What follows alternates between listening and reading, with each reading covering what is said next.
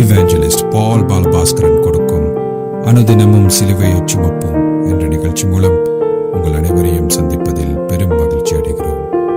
இந்த நிகழ்ச்சி உங்களுக்கு ஆசீர்வாதமாக இருந்தால் இதனை மற்றவர்களுக்கும் எடுத்துச் செல்ல வேண்டும் என்று உங்களை அன்புடன் வேண்டிக் கொள்கிறோம். தேவனுடைய கிருபையும் அன்பும் சமாதானமும் உங்கள் அனைவரோடும் கூட இருப்பதாக. ஆமேன். நான் இவாஞ்சலிஸ்ட் பால் பாலபாஸ்கரன். அனுதினமும் சிலுவையை சுமப்போம் என்ற இந்த நிகழ்ச்சியில் மறுபடியும் என் சகோதரர்கள், என் சகோதரிகள், என் நண்பர்கள் எல்லோரையும் சந்திப்பதில் நான் பெரும் மகிழ்ச்சி அடைகிறேன். இந்த அருமையான நேரத்தை கர்த்தராகிய இயேசு கிறிஸ்து எங்களுக்கு ஒதுக்கி தந்திருக்கிறார். இந்த நேரத்தில் கர்த்தருடைய வேத வார்த்தைகளை உங்களோடு பகிர்ந்து கொள்வது எனக்கு மிகுந்த சந்தோஷத்தை அளிக்கிறது என்பதை நீங்கள் அறிந்து கொள்ள வேண்டும். கர்த்தருடைய வார்த்தை என சொல்லப்படும் பொழுது எந்த காலத்திலும் சிலுவையில் அறையப்பட்ட இயேசு கிறிஸ்துவை பற்றியே பிரகடனப்படுத்துகிறது என்ற உண்மையை நாம் தெளிவாக அறிந்து அதனை உறுதியாக நம்பி அதனை நாம் விசுவாசித்து நம்முடைய இருதயத்தில் நிலைநாட்டி வைத்திருக்க வேண்டும். ஏனென்று சொன்னால் கர்த்தருடைய வார்த்தை தான் நமக்கு முற்றும் முழுதுமாக பாதைகள் எல்லாவற்றையும் துறந்து அந்த வார்த்தையினால தான் நாம் பிழைத்து கொள்வோம் என்று சொல்லி ஆண்டவராகிய இயேசு கிறிஸ்து தெளிவாக மத்தேயு 4:4 சொல்லியிருக்கிறார். அப்படியே உபாகமம் 8:3 சொல்லியிருக்கிறார் என்பதை நாம் தெளிவாக அறிந்து கொள்ள வேண்டும். கர்த்தருடைய வார்த்தை அவருடைய வாயிலிருந்து வெளிப்படுகிற வார்த்தை என்பதை நாம் தெளிவாக அறிந்திருக்க வேண்டும். இப்பொழுது நாம் வேத வார்த்தைக்கு போவோம். ரோமர் 6:11. அப்படியே நீங்களும் உங்களை பாவத்திற்கு மரித்தவர்களாகவும் கர்த்தராகிய இயேசு கிறிஸ்துவுக்குள் தேவனுக்கென்று பிழைத்திருக்கிறவர்களாகவும் எண்ணிக்கொள்ளுங்கள். மறுபடியும் சொல்லுகிறேன். ரோமர் 6:11. அப்படியே நீங்களும் உங்களை பாவத்திற்கு மரித்தவர்களாகவும் நம்முடைய கர்த்தராகிய இயேசு கிறிஸ்துவுக்குள் தேவனுக்கென்று பிழைத்திருக்கிறவர்களாகவும் எண்ணிக்கொள்ளுங்கள். மிக முக்கியமான ஒரு வேத வாக்கியம். இதை பற்றி நாம் விவரமாக பார்ப்பதற்கு ஏதுவாக இப்பொழுது ஜெபத்திற்கு கடந்து செல்லுவோம். அருமையானங்கள் பிதாவே உமக்கு ஸ்தோத்திரம். பரலோகத்தின் தேவனே உமக்கு ஸ்தோத்திரம். உம்முடைய குமாரன் இயேசு கிறிஸ்துவ பலியாக சிலுவையில் ஒப்பு கொடுத்து அவருடைய வெளியேறப்பெற்ற இரத்தத்தினால் தேவரே நிறங்களை மீட்டு கொண்ட கிருபைக்காக உமக்கண்டடைக்கும் ஸ்தோத்திரம் பிதாவே. அருமையான என் தேவனே, இந்த நேரத்தில் இதனை கேட்டுக்கொண்டிருக்கும் என் சகோதர சகோதரிகள் நண்பர்கள் எல்லோரையும் தேவரீர் ஆசீர்வதித்து அபிஷேகித்து அவர்களுக்கு பிரகாசமான மனக்கண்களை கொடுத்து உம்முடைய வேத வார்த்தைகளை அறிந்து கொள்ளக்கூடிய பாக்கியத்தையும் அவர்களுக்கு கொடுத்தருள வேணும் என்றும் அதே நேரம் அடியேனையும் அபிஷேகித்து உம்முடைய வேத வார்த்தைகளை நிதானமான முறையில் போதிக்கத்தக்கதாக உம்முடைய பரிசுத்த ஆவியானவர் தாமே முன்னொன்று போதனையை செய்ய வேணும் என்று இயேசு கிறிஸ்துவின் நாமத்தினால் கேட்டுக்கொள்கிறேன் பிதாவே. ஆமேன் அண்ட் ஆமேன் அண்ட் ஆமேன். அப்போ இந்த ரோமர் 6:11 என்ற இந்த வேத வாக்கியத்துக்கு நான் தெரிந்து கொண்ட தலையங்கம் கிறிஸ்துவின் சிலுவையில் விசுவாசம். கிறிஸ்துவின் சிலுவையில் விசுவாசம். கவனமாக நீங்கள் அறிந்து கொள்ள வேண்டியது. அப்போ நான் கடந்த செய்தியில் இதை பற்றி குறிப்பாக பேசியிருந்தேன். அந்த லூக்கா 9:23-24 என்ற வசனத்தையும் லூக்கா 14:27 என்ற வசனத்தை பற்றியும் நான் உங்களுக்கு சொல்லியிருந்தேன். அப்போ தொடர்ந்து விசுவாசத்தை கடைப்பிடிக்க வேணுமாயிருந்தால் லூக்கா 9:23 லூக்கா 9:24 நாம் கடைப்பிடிக்க வேண்டும். அதனை கடைப்பிடிக்காமல் விட்டால் ஆண்டவராகிய இயேசு கிறிஸ்து தெளிவாக சொல்லியிருக்கிறார், ஒருவன் எனக்கு சிஷ்யனாக இருக்க முடியாது. லூக்கா 9:23 9:24 ஒருவன் கடைப்பிடிக்க முடியாவிட்டால் ஆண்டவராகிய இயேசு கிறிஸ்துவுக்கு அந்த விசுவாசி என்றிருப்பவன் சிஷ்யனாக இருக்க முடியாது என்று சொல்லி ஆண்டவர் சொல்லியிருக்கிறார். அப்போ அதே நேரம் நான் உங்களுக்கு அந்த கடந்த செய்தியில் சொல்லியிருந்தேன், இந்த விசுவாசத்தில் அந்த விசுவாசம் அதான் முக்கியமான விஷயம். பல்வேறு விதமான விசுவாசங்கள் இருக்கிறது. அந்த விசுவாசம் அதன் அந்த விசுவாசம் என்றால் சிலுவையில் அறையப்பட்ட இயேசு கிறிஸ்துவே அந்த விசுவாசம். இதனைத்தான் பவுல் அப்போஸ்தலர் 1 கொரிந்தியர் 2:23 நாங்களோ சிலுவையில் அறையப்பட்ட இயேசு கிறிஸ்துவே பிரசங்கிக்கிறோம் என்று சொல்லியிருந்தார். அதே நேரம் 1 கொரிந்தியர் 2:2 இயேசு கிறிஸ்துவே சிலுவையில் அறையப்பட்ட அவரையே அன்றி வேறொன்றையும் உங்களுக்குள் அறியாதிருக்க தீர்மானித்திருந்தேன் என்று சொல்லி 1 கொரிந்தியர் 2:2 சொல்லியிருக்கார். அப்போ அந்த விசுவாசம் என்று சொன்னால் இயேசு கிறிஸ்துவையும் அவர் சிலுவையில் நிறைவேற்றியதை பற்றியதுமே என்பதை நாம் அறிந்து கொள்ள வேண்டும். அந்த விசுவாசத்தில் நிலைத்திருப்பது அவ்வளவு இலகுவான காரியம் அல்ல. அவ்வளவு இலகுவான காரியம் அல்ல. ஒரு விசுவாசியினுடைய விசுவாசத்தை திசை திருப்புறதற்காக பிசாசும் மாம்சமும் உலகமும் தங்களாலான சகலத்தையும் செய்யும் என்பதனை விசுவாசி அறிந்திருக்க வேண்டும். விசுவாசி அறிந்திருக்க வேண்டும் என்று நான் உங்களுக்கு கடந்த செய்தியில் சொல்லியிருந்தேன். அப்போ பொருத்தமாக வேத வசனத்திற்கு ஏற்ற முறையில் எண்ணிக்கொண்ட பின்பும், அதாவது ரோமர் 6:11 சொல்லப்பட்டிருக்கிற மாதிரி பொருத்தமாக வேத வசனத்திற்கேற்ப எண்ணிக்கொண்ட பின்பும் நம்முடைய கிறிஸ்தவ வாழ்க்கையில் தோல்வி ஏற்படலாம். நம்முடைய கிறிஸ்தவ வாழ்க்கையில் தோல்வி ஏற்படலாம், தடுமாற்றம் ஏற்படலாம் என்பதை ஒவ்வொரு கிறிஸ்தவர்களும் அறிந்து கொள்ள வேண்டும். பொருத்தமாக விசுவாசிக்க தொடங்கினவுடன் சாத்தான் எல்லாவற்றையும் நிறுத்தி விடுவான் என்ற பேச்சுக்கே இடமில்லை. இதை கிறிஸ்தவர்கள் தெளிவாக அறிந்திருக்க வேணும். நான் சரியான முறையில் தானே விசுவாசிக்கிறேன், ஏன் எனக்கு சாத்தானாலே இவ்வளவு பிரச்சனைகள் ஏற்படுது என்று சொல்லி ஆச்சரியப்படக்கூடாது. அப்போ சரியான முறையில் விசுவாசிக்க தொடங்கினவுடன் சாத்தான எல்லாவற்றையும் நிறுத்தி விடுவான் என்ற பேச்சுக்கே இடமில்லை என்பதை நாம் அறிந்து கொள்ள வேண்டும். அவன் தொடர்ந்து விசுவாசிய சோதனைக்கு உட்படுத்துவான். திருடுதலும் கொல்லுதலும் அழித்தலும் தொடரும். கர்த்தர் அதனை அனுமதிப்பார். யோபு 1 12 வசனத்திலையும் யோபு 2 6 யோபுவுக்கு அந்த மாதிரி நடந்தது. அப்படியே சீமோன் பேதுருக்கும் லூக்கா 22:31-32 நடந்தது என்பதை ஞாபகத்துக்கு கொண்டு வர வேண்டும். சாத்தான கர்த்தர் அனுமதிப்பார் என்பதை நாம் தெளிவாக அறிந்து கொள்ள வேண்டும். ஆயினும் ஒரு எல்லைக்குள்ளேயே அவன் அனுமதிக்கப்படுவான் என்பதையும் நாம் அறிந்திருக்க வேண்டும். அவன் தான் நினைச்ச மாதிரி செய்ய முடியாது. ஒரு எல்லைக்குள்ளேயே அவன் அனுமதிக்கப்படுவான் என்பதை கிறிஸ்தவர்கள் அறிந்திருக்க வேண்டும். இதே நிலைமை இஸ்ரவேலியர்களுக்கும் ஏற்பட்டது. பார்வோன் அவன் சாத்தானை பிரதிபலிக்கிறான்.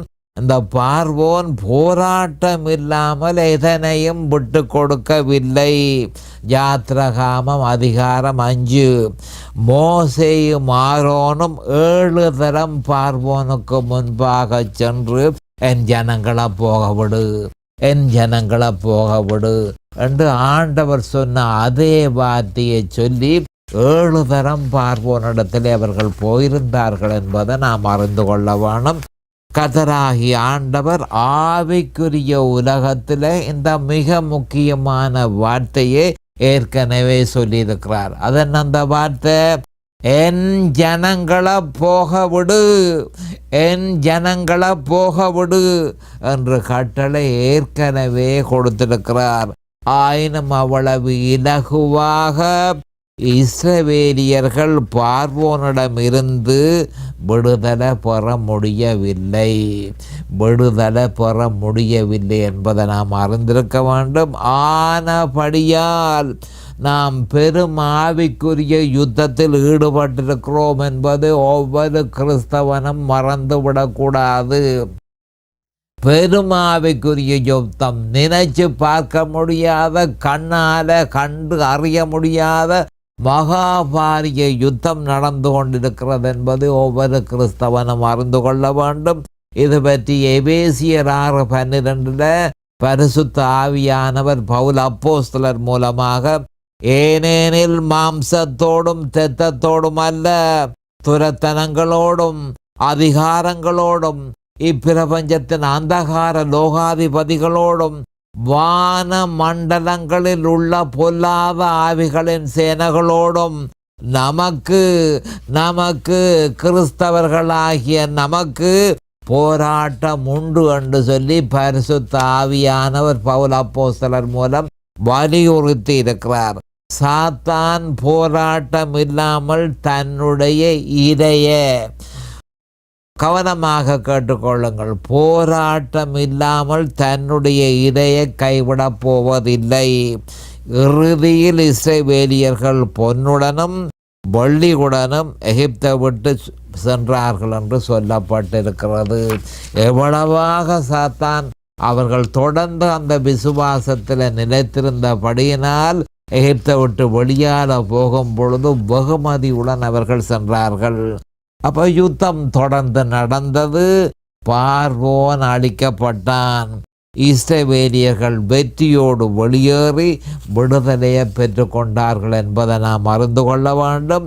அப்படியே நாம் தொடர்ந்து நம் விசுவாசத்தை கிறிஸ்துவிலும் அவர் சிலுவை நிறைவேற்றியதிலும் வெளிப்படுத்தி அதனை நினைத்திருப்போமாய் இருந்தால் வெற்றி நிச்சயமே என்பதை நாம் அறிந்து கொள்ள வேண்டும். சில நாட்கள் செல்லலாம், மாதங்கள் செல்லலாம், வருஷங்கள் செல்லலாம், ஆனால் வெற்றி நிச்சயமே. அப்ப செய்ய வேண்டியதென்ன? தொடர்ந்து விசுவாசத்தை கிறிஸ்துவிலும் அவர் சிலுவையில் நிறைவேற்றியதிலும் வெளிப்படுத்தி அதனை நிலைத்திருப்போமாயிருந்தால் வெற்றி நிச்சயம். வேற எந்த வழியும் நமக்கு இல்லை. அவரை அறியும் அறிவு இல்லாவிட்டால், கவனமாக கேளுங்கள், அவரை அறியும் அறிவு இல்லாவிட்டால் விசுவாசத்தில் நிலைத்திருப்பது அவ்வளவு இலகுவானது அல்ல. விசுவாசத்தில் நிலைத்திருப்பது அவ்வளவு இலகுவானதல்ல. அவர் நமக்கு தந்த மகாபரிசுத்தமான விசுவாசத்தை யாரும் நம்மிடத்திலிருந்து பறித்து கொள்ளாமல், கவனமாக கேட்டுக்கொள்ளுங்கள், தேவன் எங்களுக்கு ஒரு விசுவாசத்தை தந்திருக்கிறார். ஒரு பெரும் பொக்கிஷத்தை அவர் எங்களுக்கு தந்திருக்கிறார். அந்த பொக்கிஷத்தை யாரும் பறித்து கொள்ளாமல் விசுவாசத்தின் நல்ல போராட்டத்தை போராட வேண்டும். அந்த விசுவாசத்தின் அந்த நல்ல போராட்டத்தை போராட வேண்டும் என்று தீமோத்தேயுவுக்கு மட்டுமல்ல, சகல கிறிஸ்தவர்களுக்கும் பரிசுத்த ஆவியானவர் பவுல் அப்போஸ்தலர் மூலம் வலியுறுத்தி இருக்கிறார். இது பற்றி 1 தீமோத்தேயு 6:12 விசுவாசத்தின் நல்ல போராட்டத்தை போராடு, நித்திய ஜீவனை பற்றிக்கொள், அதற்காகவே நீ அழைக்கப்பட்டாய், அநேக சாட்சிகளுக்கு முன்பாக நல்ல அறிக்கை பண்ணினவனுமாயிருக்கிறாய் என்று சொல்லப்பட்டிருக்கிறது. அப்போ இந்த வார்த்தை 1 தீமோத்தேயு 6:12 தீமோத்தேயுவுக்கு மட்டுமல்ல, உலகத்தில் உள்ள சகல கிறிஸ்தவர்களுக்கும் சொல்லப்பட்டிருக்கிறது. அந்த அறிவு இல்லாட்டி அந்த விசுவாசத்தை பராமரிக்க முடியாது. அந்த அறிவு ரோமர் 6:3-5 சொல்லப்பட்டவைகளே என்பதை நாம் தெளிவாக அறிந்து கொள்ள வேண்டும். அங்கு நமக்கு சொல்லப்பட்டிருக்கிறது என்னவென்றால், அவ்விசுவாசிகள், கவனமாக கேட்டுக்கொள்ளுங்கள், அவ்விசுவாசிகளாக இருந்த நாம் கர்த்தராகிய இயேசு கிறிஸ்துவை நம்முடைய சொந்த இரட்சகராக ஏற்றுக்கொண்டவுடன் அவருடைய சரீரத்துக்குள் ஞானஸ்நானம் செய்யப்பட்டு, அவருடைய மரணத்துக்குள் ஞானஸ்நானம் செய்யப்பட்டு, அவருடைய மரணத்துக்குள்ளாக்கும் ஞானஸ்நானத்தினாலே அவரோடு கூட அடக்கம் பண்ணப்பட்டு, அவரோடு கூட புதிதான ஜீவன் உள்ளவர்களாக எழுந்திருக்கிறோம் என்ற இந்த அறிவு மையமாகவும் மொத்தமாகவும் கிறிஸ்துவின் சிலுவையினாலேயே சாத்தியமானது என்பதை நாம் அறிந்து கொள்ள வேண்டும்.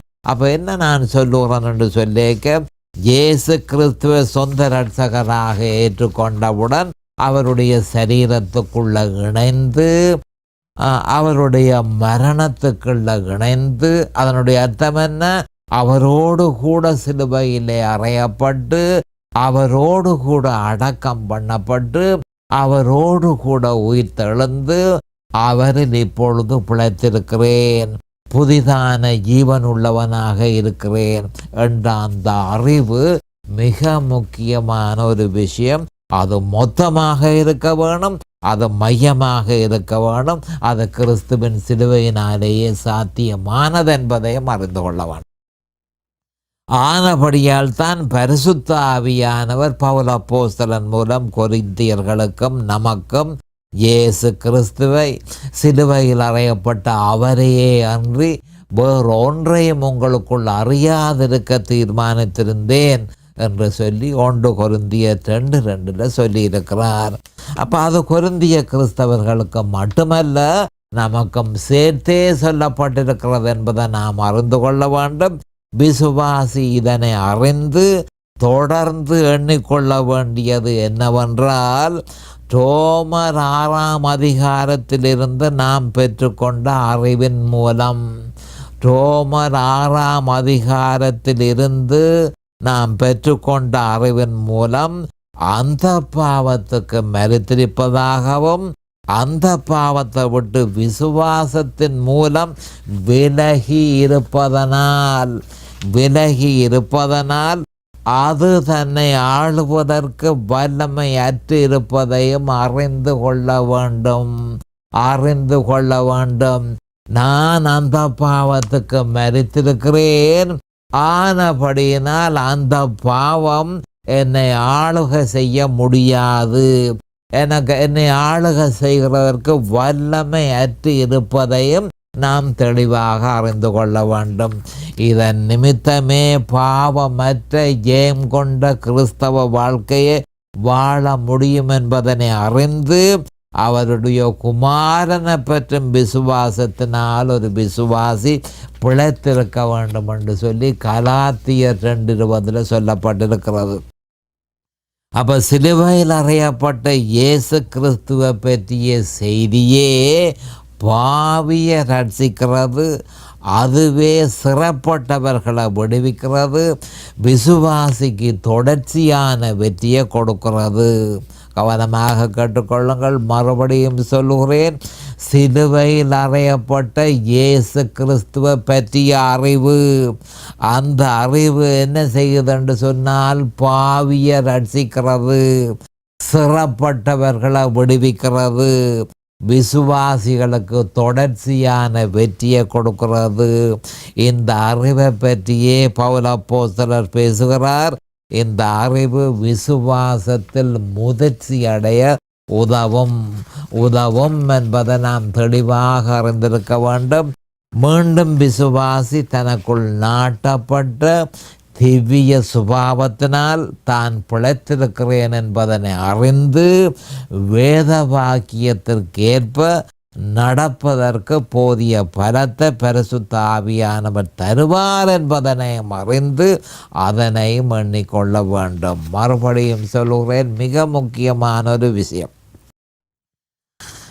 விசுவாசி தனக்குள் நாட்டப்பட்டிருக்கிற திவ்ய சுபாவம், தெய்வீக சுபாவம், அந்த தெய்வீக சுபாவத்தினால் தான் பிழைத்திருக்கிறேன் என்பதனை அறிந்து வேத வாக்கியத்திற்கேற்ப நடப்பதற்கு போதிய பலத்தை பரிசுத்த ஆவியானவர் தருவார் என்பதனையும் அறிந்து அதனையும் அடிக்கடி எண்ணிக்கொள்ள வேண்டும்.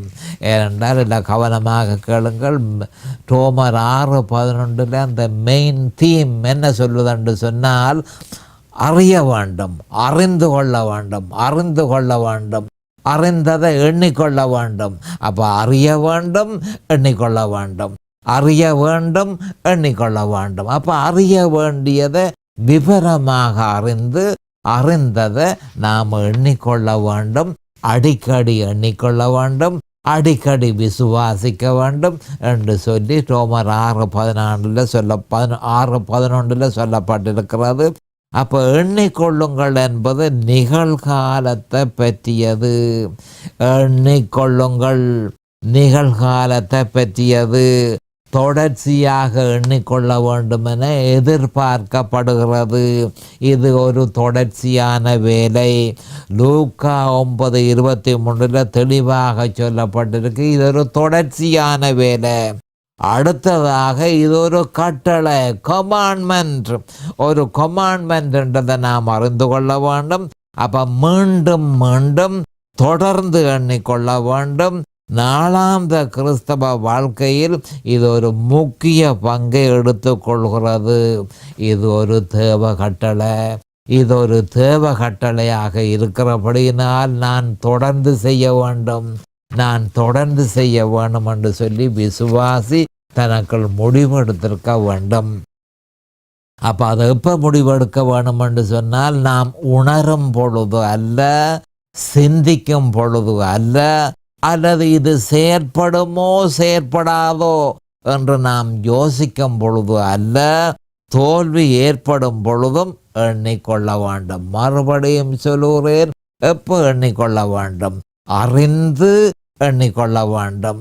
அப்போ எப்போ எண்ணிக்கொள்ள வேண்டும் என்று சொன்னால், உணரும் பொழுது அல்ல, சிந்திக்கும் பொழுது அல்ல, அல்லது இது செயற்படுமோ செயற்படாதோ என்று நாம் யோசிக்கும் பொழுது அல்ல, தோல்வி ஏற்படும் பொழுது அல்ல என்பதனை நாம் தெளிவாக அறிந்து எண்ணிக்கொள்ள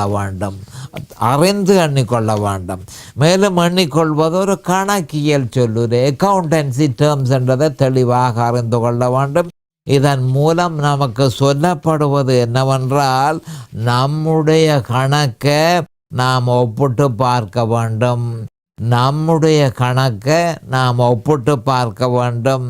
அப்போ ஒரு மனிதன் என்ற முறையில் நாம் கொடுக்க வேண்டியது ஏராளமாக இருக்கிறது. கர்த்தராகிய தேவனுக்கு நாம் கொடுக்க வேண்டியது ஏராளமாக இருக்கிறது.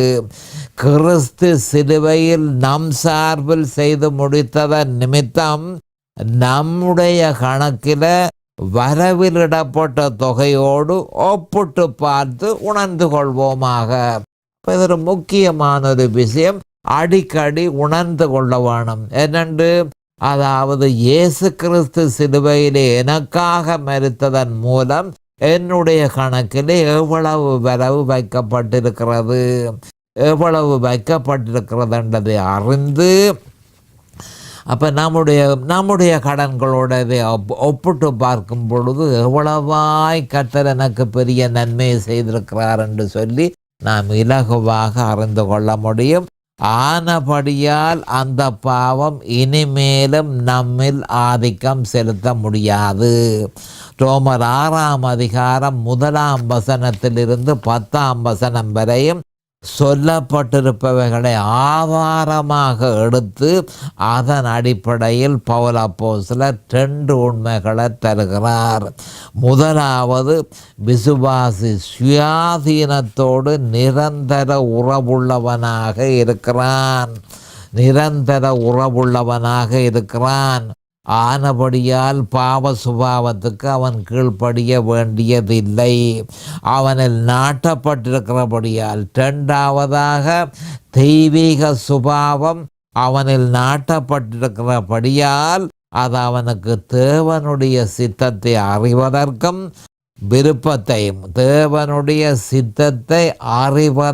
விருப்பத்தையும் அதனை செய்வதற்கு வல்லமையையும் கொடுக்கிறது என்ற உண்மையை நாம் அறிந்து கொள்ள வேண்டும். இது பற்றி 2 பேதுரு 1:4 இச்சையினால் உலகத்தில் உண்டான கேட்டுக்கு தப்பி திவ்ய சுபாவத்துக்கு பண்புள்ளவர்களாகும் பொருட்டு மகாமேன்மையும் அருமையுமான வாக்கு தத்தங்களும் அவைகளினாலே நமக்கு அளிக்கப்பட்டிருக்கிறது என்று சொல்லப்பட்டிருக்கிறது. மிக முக்கியமான விஷயம். அப்போ இதுவே தேவனால் நாட்டப்பட்ட ஆவிக்குரிய இயந்திரமாகும். அதன் மூலம் விசுவாசி ஜெயம் கொண்ட கிறிஸ்தவ வாழ்க்கையை வாழ முடியும். இப்படி இருக்க நாம் அறிய வேண்டியது, பாவ சுபாவத்துக்கு மரித்தோம், அந்த பாவத்துக்கு மரித்தோம், ஆதாமனுடைய சுபாவத்துக்கு மரித்தோம். கவனமாக கேட்டுக்கொள்ளுங்க. அதனுடைய அர்த்தம் என்ன? பாவ சுபாவத்துக்கு மரித்தோம் என்று சொன்னால் அதனுடைய அர்த்தம் என்ன? அப்போ பாவ சுபாவம் என்ன என்று சொல்லி நான் ஏற்கனவே உங்களுக்கு சொல்லியிருக்கிறேன். அதாவது ஆதாமிலே இருந்த, கவனமாக கேட்டுக்கொள்ளுங்கள், ஆதாம் பாவம் செய்ததன் நிமித்தம் அந்த பாவம் ஆதாமுக்குள்ள உட்சென்றது. ஆதாமிலே இருந்து நாம் எல்லாரும் இந்த பூதுலோகத்துக்கு வந்திருக்கிறபடியால் ஆதாமுக்குள்ள உட்சென்ற பாவம் நமக்குள்ளுக்குள்ளே முட்சென்றது. அதுவே அந்த பாவம், அதுவே பாவ சுபாவம் என்பதை நாம் அறிந்து கொள்ள வேண்டும். அதற்கு இயேசு கிறிஸ்துவை ஏற்றுக்கொண்டதன் மூலம் அதற்கு நாம் மரித்திருக்கிறோம் என்ற உண்மையை நாம் தெளிவாக அறிந்திருக்க வேண்டும். அப்போ எப்படி நாம் மரித்திருக்கிறோம்? கிறிஸ்து சிலுவையில் செய்து முடித்ததன் நிமித்தம் விசுவாசி அவரோடே கூட சிலுவையில் அறையப்பட்டு அவரோடு கூட மரித்து தான் பாவ சுபாவத்துக்கு மரித்து போனதாக எண்ணிக்கொள்ள வேண்டும். இதுதான் முக்கியமான விஷயம். பாவ சுபாவத்துக்கு மரித்தோம் என்று சொன்னால் எப்படி மரித்தோம்? அது முக்கியமான ஒரு விஷயம். அதனை அறிய வேணும், அறிந்து அதனை விசுவாசிக்க வேணும்.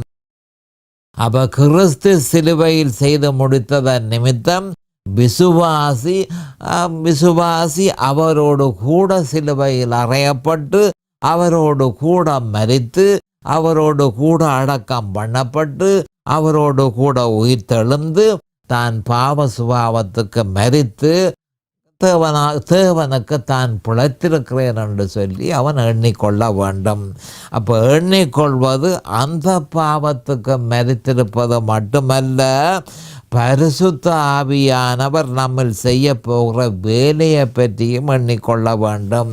அப்போ பாவ சுபாவம் செயலிழந்த அதே நேரம் பரிசுத்த ஆவியானவர் நம்முடைய இருதயத்துக்குள்ள வாசம் செய்கிறார். அப்போ பரிசுத்த ஆவியானவர் நம்முடைய இருதயத்துக்குள் வாசம் செய்து வல்லமையாக அவர் இனி செயல்பட போகிறார். இதனையும் எண்ணிக்கொள்ள வேண்டும். அது மட்டுமல்ல, விசுவாசி இப்பொழுது தேவனுக்கென்று பிழைத்திருப்பது ஆவியின் வல்லமையினால் என்பதனையும் எண்ணிக்கொள்ள வேண்டும். அப்போ இந்த வசனத்தில் முக்கியமாக சொல்லப்பட்டிருக்கிறதுன்னா, ஒவ்வொரு விஷயத்தையும் அறிந்து ஒவ்வொரு விஷயத்தையும் எண்ணிக்கொள்ள வேண்டும். அடிக்கடி அதனை எண்ணிக்கொள்ள வேண்டும். ஏனென்று சொன்னால் இது நிகழ்காலத்தை பற்றி எண்ணிக்கொள்ளுங்கள் என்று சொல்லப்படும் பொழுது அது நிகழ்காலத்துக்குரிய ஒரு சொல்லாக இருக்கிறபடியினால் அடிக்கடி விசுவாசி தனக்கு என்ன நடந்தது, நான் இயேசு கிறிஸ்துவை ஏற்றுக்கொண்ட பொழுது எனக்கு என்ன நடந்தது, அதனை எண்ணிக்கொள்ளும் பொழுதுதான் பரிசுத்த ஆவியானவர் வல்லமையாக நம்மில் வேலை செய்ய தொடங்குகிறார். இப்பொழுது நேரம் சமீபமாகிவிட்டது. அடுத்த செய்தியில் இன்னும் கொஞ்சம் விவரமாக பார்ப்போம். அது வரைக்கும் கர்த்தராகிய இயேசு கிறிஸ்துவின் நாமத்தினால் நான் உங்களை ஆசீர்வதிக்கிறேன். அவருடைய கிருபையும் அவருடைய இரக்கமும் உங்களுக்கு தாராளமாக கிடைப்பதாக இயேசுவின் நாமத்தில் பரிசுத்த பிதாவே. ஆமேன் அண்ட் ஆமேன் அண்ட் ஆமேன். இந்த செய்தி உங்களுடைய ஆவிக்குரிய வளர்ச்சிக்கு மிகவும் உதவியாக இருக்கும் என நாம் நம்புகிறோம். மேலதிக விவரங்களுக்கு 647-465-1224 தொலைபேசி மூலமும் www.crosswayministries.ca வெப்சைட் மூலமும் paulbalabhaskaran@gmail.com இமெயில் மூலமும் www.facebook.com/crosswayministries ஃபேஸ்புக் பேஜ் மூலமும்